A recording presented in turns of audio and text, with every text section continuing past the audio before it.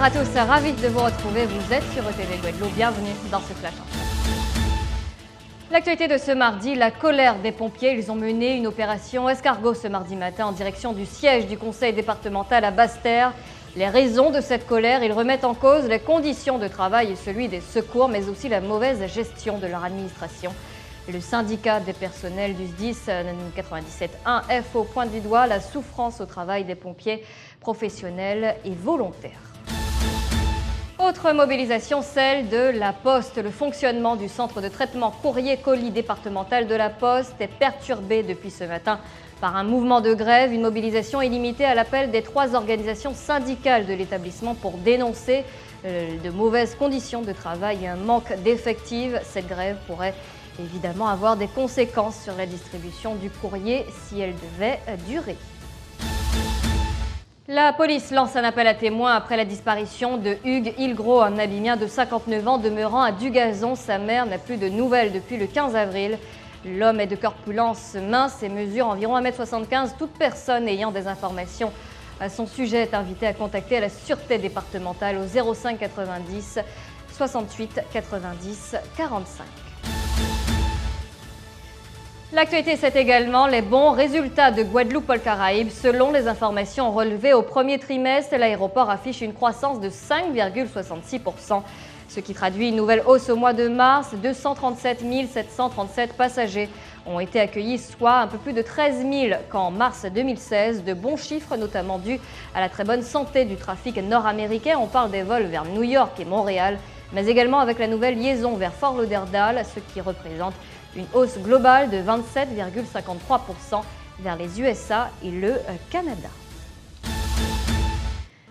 Une distinction cette fois, la statuette symbolisant le prix du musée 2017 du Conseil de l'Europe décerné au Memorial Act le 25 avril dernier à Strasbourg a été présentée ce mardi au Memorial Act à la presse. Son nom, la Mujer de los Bellos Seños, comprenait la femme au beau sein. Un don de l'artiste catalan Juan Miró, l'occasion également pour le président du Centre caribéen d'expression et de mémoire de la traite et de l'esclavage, Jacques Martial, de dresser un bilan après 2 ans d'exploitation. Les images sont signées Sarah Varny pour ETV Guadeloupe. Beaucoup de joie, beaucoup d'émotions, beaucoup de fierté. C'est vraiment une reconnaissance internationale.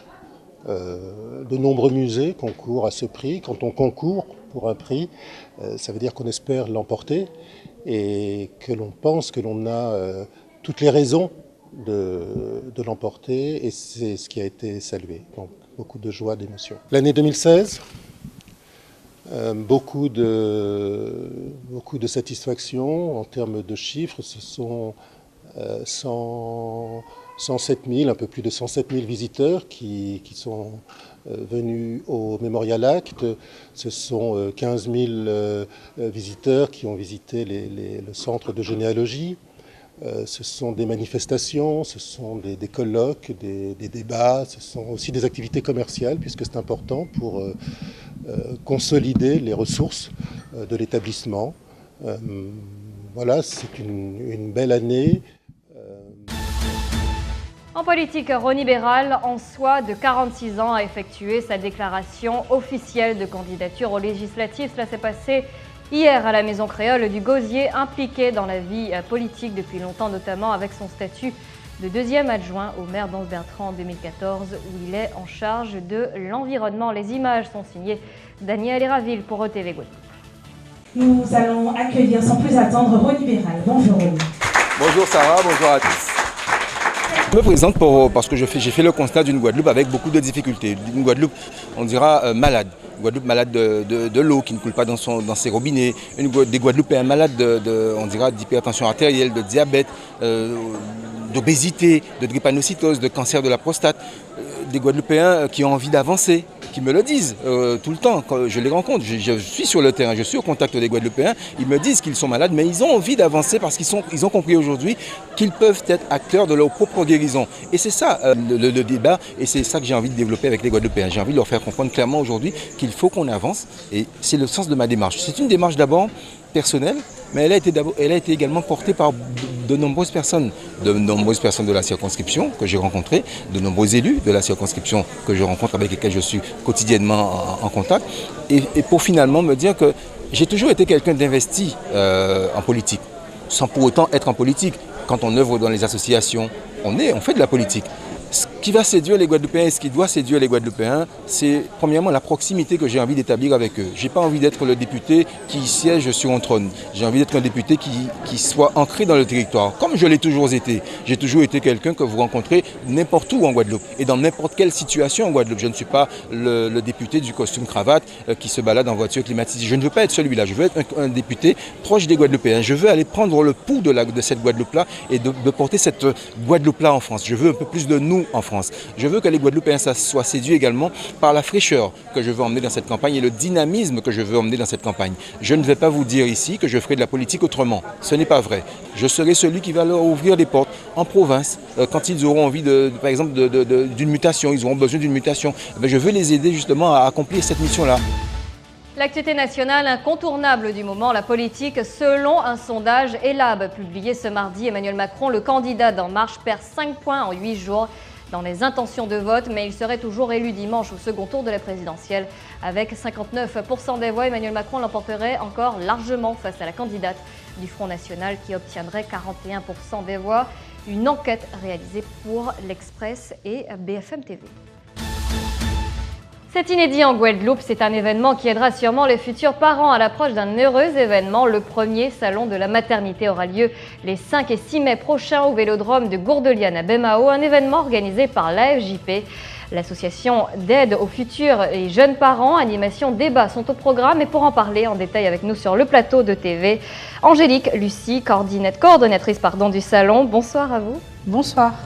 Un salon de la maternité pour rappeler les valeurs de la famille dès le berceau ou un salon parce qu'il y a une véritable demande?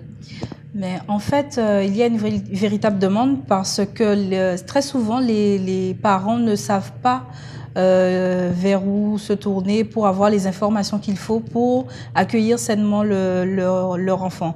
Donc, il y a une méthode justement pour accueillir sainement son enfant. Donc, déjà en amont, ils peuvent être mis en contact avec les différents partenaires, les organismes pour les déclarations, pour tout ce qui est administratif, pour les aider dans le cheminement, pour les rendez-vous avec les gynécologues, les sages-femmes, la préparation. Donc, on peut les mettre en relation avec tous ces partenaires. Et au sein de l'association, vous avez estimé que justement ce sont des supports auxquels les futurs parents n'avaient pas accès facilement?